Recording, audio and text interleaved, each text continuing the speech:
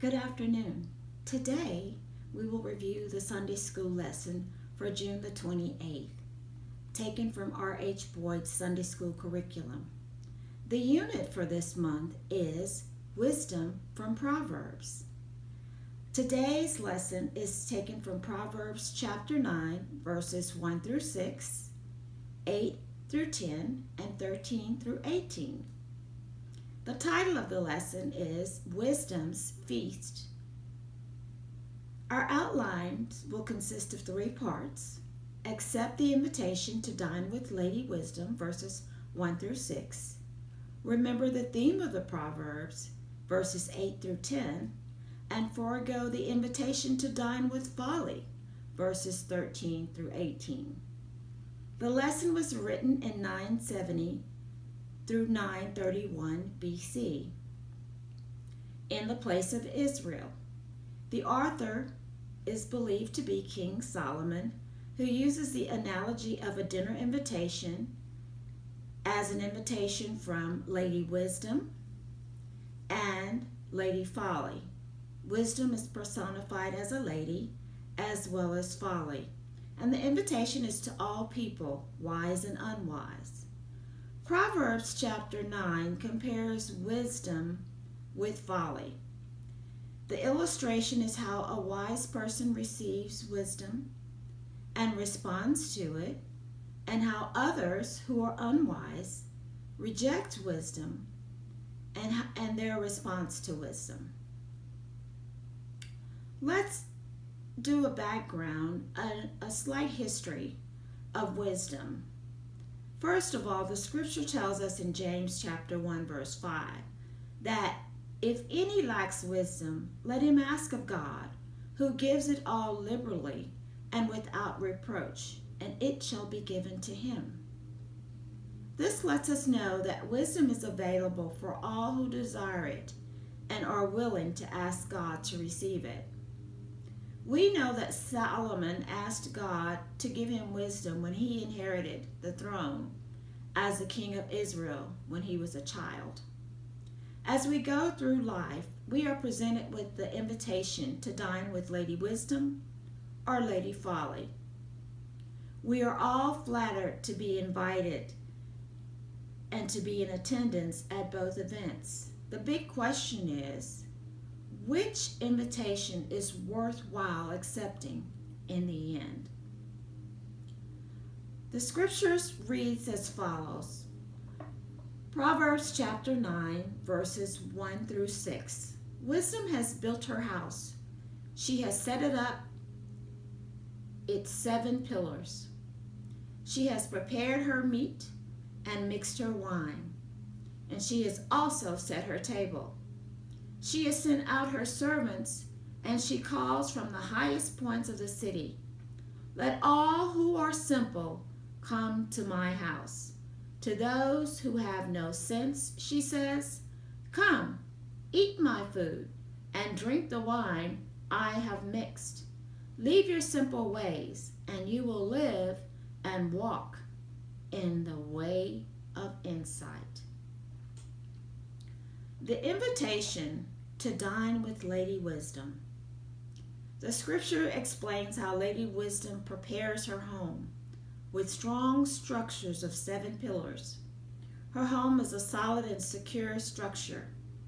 She prepares an exquisite meal of the finest selections of meats, wines, and spices, and sets her table with the best china. She sends her servants out to invite the guests to attend her elaborate dinner celebration. But Lady Wisdom also calls out to all parts of the city herself, inviting everyone to her dinner celebration. She makes a plea to the inexperienced, to those lacking wisdom, lacking sense, the naive, the immature, as well as the upper society. Really, anyone who desires wisdom is invited and asked to leave their simple ways behind and walk in the way of insight. What a great invitation. Now, the second outline is taken from verses 8 through 10 It says, "Do not rebuke mockers, or they will hate you. Rebuke the wise, and they will love you. Instruct the wise, and they will be wiser still. Teach the righteous, and they will add to their learning. The fear of the Lord is the beginning of wisdom, and knowledge in the Holy One is understanding." Those scriptures are very familiar, but here we find that Solomon gives us advice and instructions. The verses admonish the guest of Lady Wisdom on how to handle the insight they received. Everyone will not receive wisdom. Mockers and the wicked will not receive wisdom. Lady Wisdom instructs us not to rebuke mockers because they will hate you.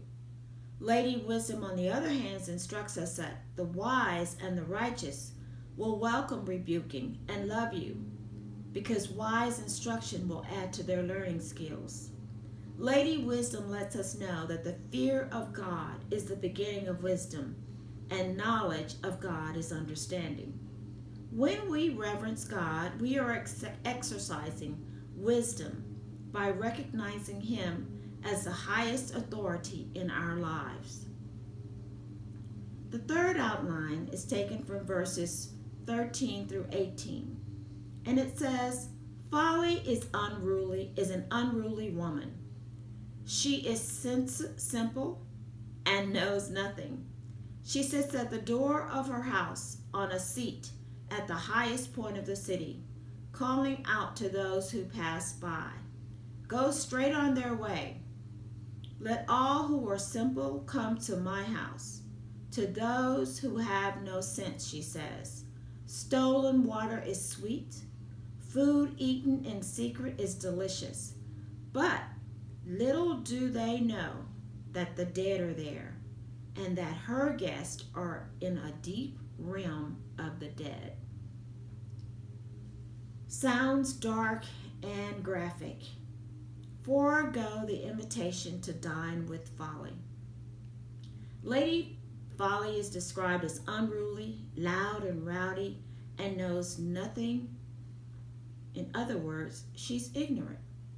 She invites the simple-minded, the righteous, the senseless to come to her house. She wants to lead them away from their godly lives. Her meal consists of stolen water and bread. No meat, no wine, no fine china.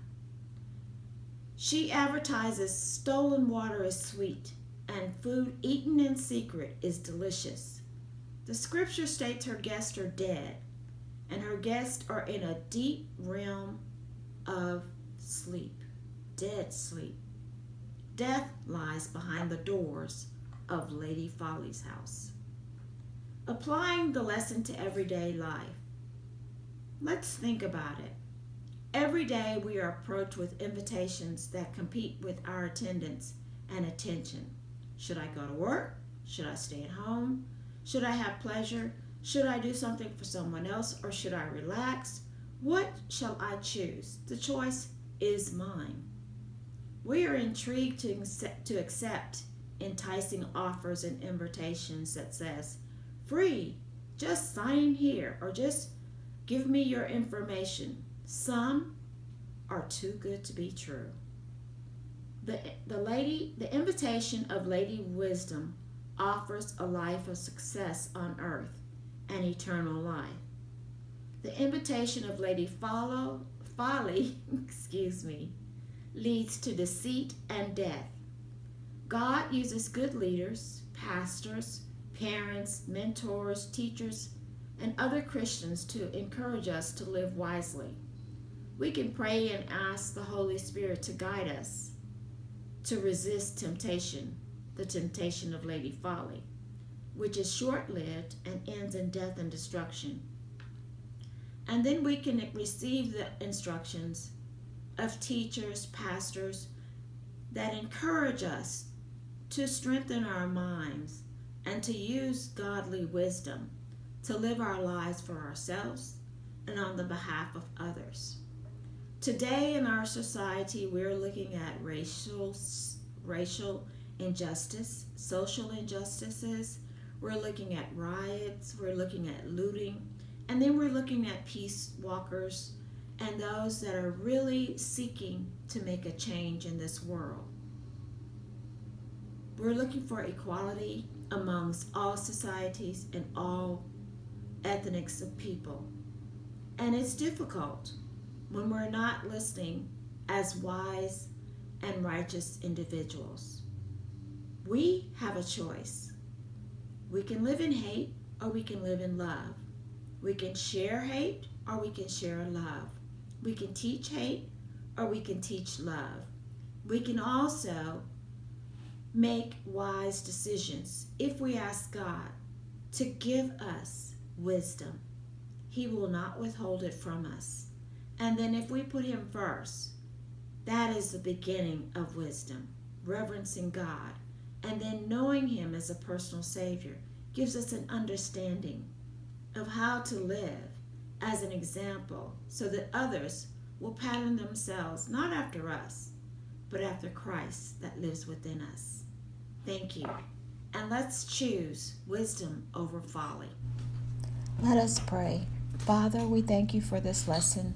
We thank you for your word. We pray that you would touch this country, Lord, those that are sick, those that are on the first line of recovery for the coronavirus, those, Lord, that are in need of social justice and equality.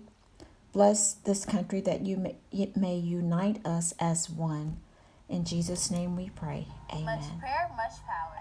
Join us Fridays for Prayer Line at noon. This quarter, we are supporting R.H. Boyd, a Black-owned Sunday school publisher.